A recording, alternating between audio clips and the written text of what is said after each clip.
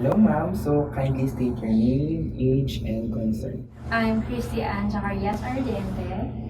I'm currently 42, and my concern was my son, who was then 15 years old at the time, was having problems at school socially in terms of may mga nireklamo na siya ng teacher and classmates niya na hindi siya nagpa-participate, mainit ang ulo, laging nakikipagtalo, and he's been using a lot of curses towards other people and very aggressive yung tono niya. And ayun. How did you learn about neurofeedback? When we were asked to have an assessment, naghanap muna ako ng psychologist and psychiatrist. At that time, ang available lang na doctor is psychiatrist. So we went to Healthway Qualimed Santa Rosa sa psychiatrist, and a little bit of talking, like 10 to 15 minutes, asking how James was. And then she already had a diagnosis and then prescribed medicines para mapababa yung dopamine niya. And James was very against it. And part of pala nung medicine is nagsabi yung doctor na maganda na magkaroon siya ng behavioral therapy. And then yung therapy na yon is sa Kalamba yung clinic. So I asked for the doctor kung meron bang mas malapit na clinic na alam siya. And then she said na etong sa Maggie's dito sa Brentville, I should ask. And then that's the time I called your clinic. Can you describe how is James' behavior before neurofeedback po? Okay, James, para siyang madali siyang ma-agitate. Alam mo yung mga batang estudyanteng nagrarally sa kalsada Okay po. na kapag in a normal conversation, yung attitude niya, yung pagiging excited niya is para siyang nagrarally sa kalsada. Yung punong-puno siya ng emotions. He's really into gaming to the point na sinasabi ko na sa kanya na I think you are now addicted to gaming. At a very young age, he was exposed to adult gaming like Call of Duty. Ang naging namin is bawasan na yung game niya, nililimit yung phone niya, pero kahit ilimit yung phone, tinatakas niya yung cellphone. Parang nagpapaka IT engineer siya na binabypass na yung mga limitations ng mga apps para lang makapaglaro siya. Gigising siya ng madaling araw para maglaro ng phone. And umabot na siya sa point na nag-facial tics na siya. Okay. So nagpunta pa kami sa neurologist for him to have checked. Eh, pinabawasan lang yung gadget. And then nag-subside din naman after ilang months. Pag nagagalit siya, binabato niya yung, halimbawa, mabagal yung internet, hindi siya makapag-game. Gagawin niya, magta-tantrum siya, babato niya yung telepono. Disturbing na din yung kanyang ayun. So tapos, nung nagpunta kami sa psychiatrist, ayaw niya maggamot. Okay. Kasi gamot kagad yung binili niya. So ayaw niya maggamot. So kaya kami nag-ano sa Since you have mentioned na you went to a psychiatrist, bukod po sa neurofeedback, meron pa po ba siyang ibang behavioral therapy or other kinds of therapy? Nung he was younger, like grade school, kasi nung grade school siya, parang nakikitaan na siya rin siya ng aggressive behavior.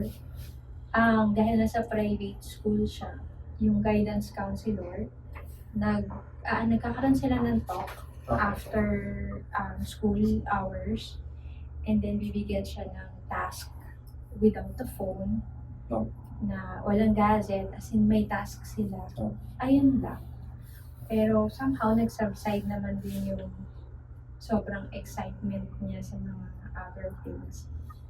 Ayun lang. But other than that, prior to NF or prior going to Maggie's, wala po. Wala po talaga. According naman po sa mga kwento ni James, kamusta naman po ang mga kwento niya after po ng mga sessions po niya? After ng sessions, it helped him a lot in my perspective, yung NF plus counseling. Kasi nag-open up siya na bakit niya priority ang gadget. Kasi umabot siya sa point na, kasi kinuha ko yung phone niya habang nag-NF siya. Tapos, umabot siya sa point na hinahalughog niya yung kwarto ko para lang makita niya yung phone niya. So, sabi niya, mas naging open siya.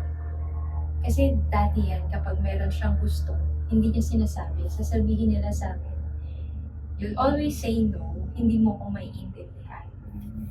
Ganun lang siya. But now, after nag-start nung NF and counseling, he opens up, sinasabi niya kung ano yung nararamdaman niya, how he feels, and palagay ko ayun yung mga bagay na mas nagkakaintindihan kami.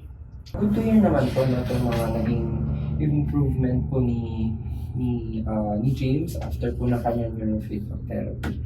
So, kung ikukumpara niyo po siya before neurofeedback and after neurofeedback, can you give us like a comparison kung naging improvement niya?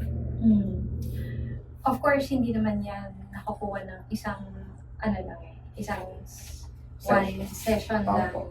Parang nag-start ata siya ng neurofeedback sometime around June, 5 months. So, in terms of that, meron pa rin siyang mga episodes na mainit yung ulo niya. Pero, kung dati ay yung baso niya ay 100% puno ng impulsivity and init ng ulo, agitation. Ngayon, I can say na mga nasa 50% na lang yon. He can control, mag-outburst pa rin siya. Pero, depende doon sa sitwasyon. Sometimes he can control, kasi may mga triggers siya eh. So, may mga parts na kaya niya control, may parts na sasagot siya. So, Yeah. So, would you recommend, ma'am, ang neurofeedback sa Actually, ating I ibang did. parents? Actually, I Can you did. tell us more about it? meron akong friend, yung anak niya is battling din, mukha siyang nagbabattle din ng depression, hindi siya lumalabas, walang friends, puro gadget. Parang si James, pagkausap mo, sagot ng sagot. Ayun, binanggit ko yung condition ni James, and then very comparable doon sa kanyang anak. Okay. And ayun, so parang she's considering it. I'm not yet sure kung nag-push through sila, but I already did. Kasi nakita ko na maganda yung effect of series. So, nakakatuwa naman itong pakinggan, ma'am, na Oo. nirecommend niyo pa ang neurofeedback sa mga kakilala niyo din po. Ayan. So, Kailangan namin.